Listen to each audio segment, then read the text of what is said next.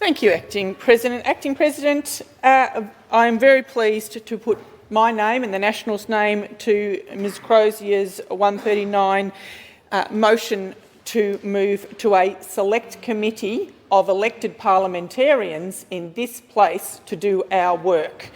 And that differs very much from the amendment by the former Minister for Commonwealth Games Legacy and the current Minister for Water and Regional Development, who would like to see the side pass of scrutiny from this House, from elected members, to send it to the Victorian Auditor-General's office.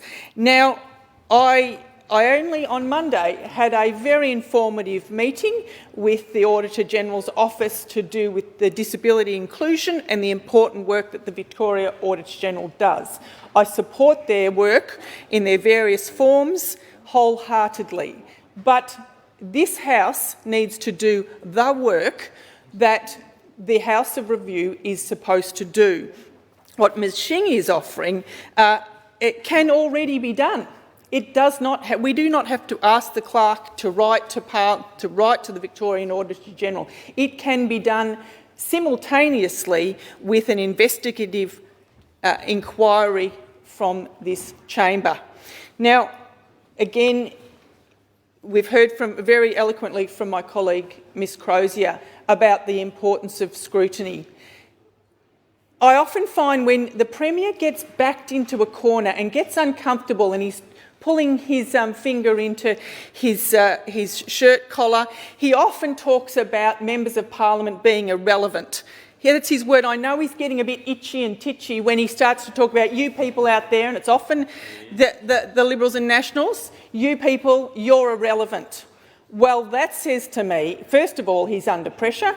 Secondly, it says to me that he would like to see such autonomy as he has desires to fulfil his focus to the extent that elected members of parliament, somebody has gone to the election, many millions of people have gone to the election and decided that they would elect, they wanted to put their money on Mr David Limbrick.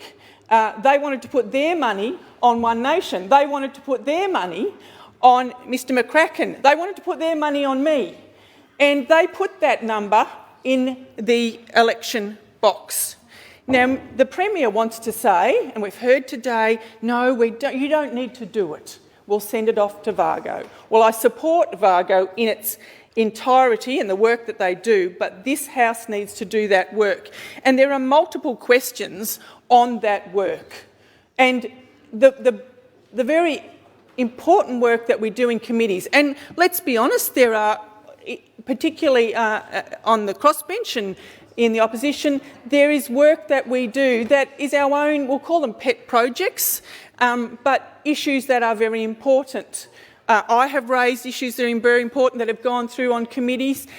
We've seen the government produce only recently a select inquiry into a particular area. So this work is vital for scrutiny, for integrity, and for the unpacking of decisions that are made behind closed doors that the general public cannot see.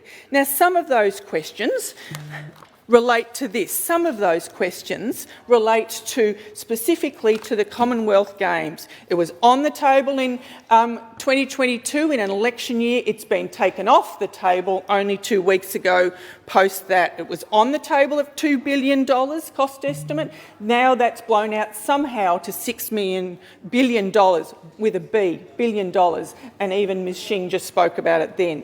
How much will Victorian taxpayers have to pay to break this Commonwealth Games host contract?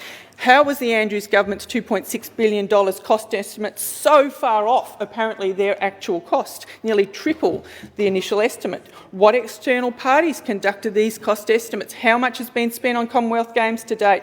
What will happen to the public servants employed to organise these Commonwealth Games? Will there be redundancies? Why was the 2026 Common Games Organising Committee advised just recently that there was sufficient funds available? And why did the government not discuss funding funding situation with the committee jointly to find a positive solution.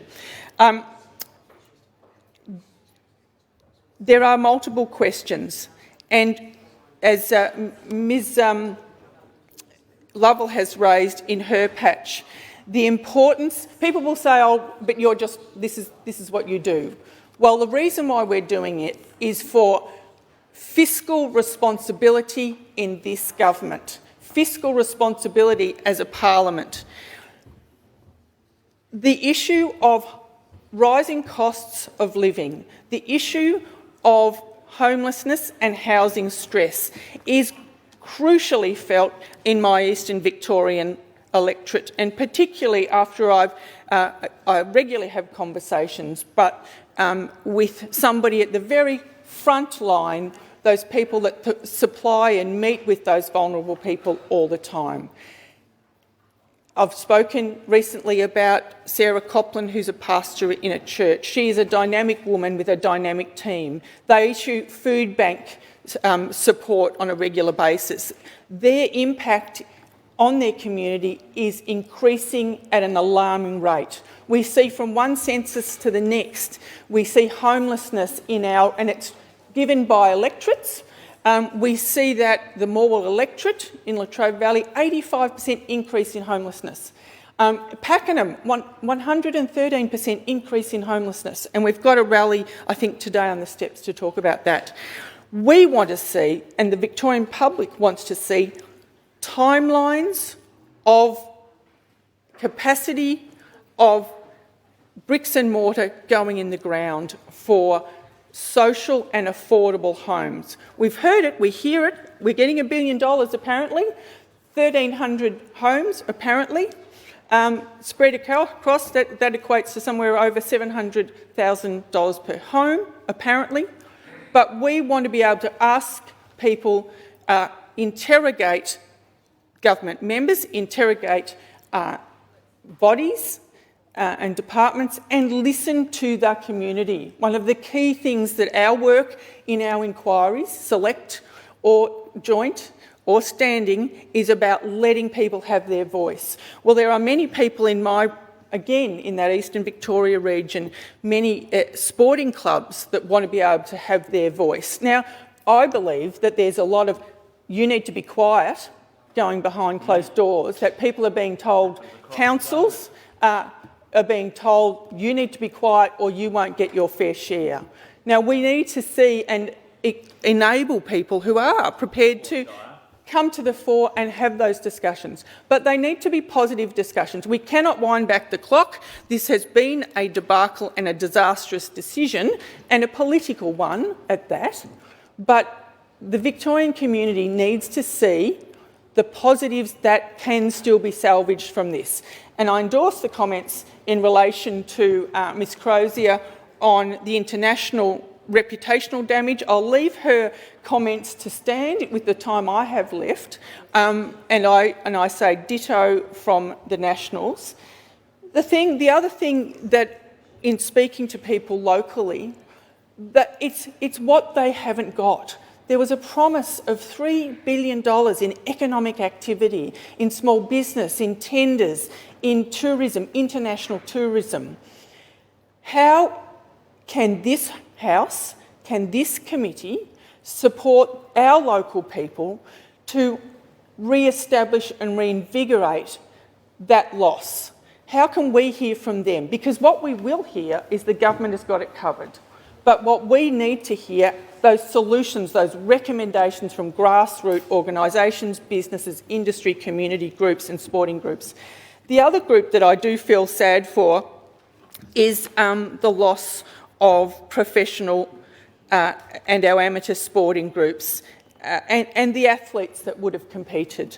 I know I have some fantastic athletes in Eastern Victoria region, and I haven't spoken with them, but they are from high jump, as we know, very talented people, women's skeet shooting, basketball, a tremendous chap on trench and universal shooting, and swimming in a variety of forms. It is a crying shame that they don't get in the 2026 to host, celebrate and endorse. This needs to go through, this inquiry needs to go through, and I thank the crossbench for having discussions with this side, with Georgie and our people.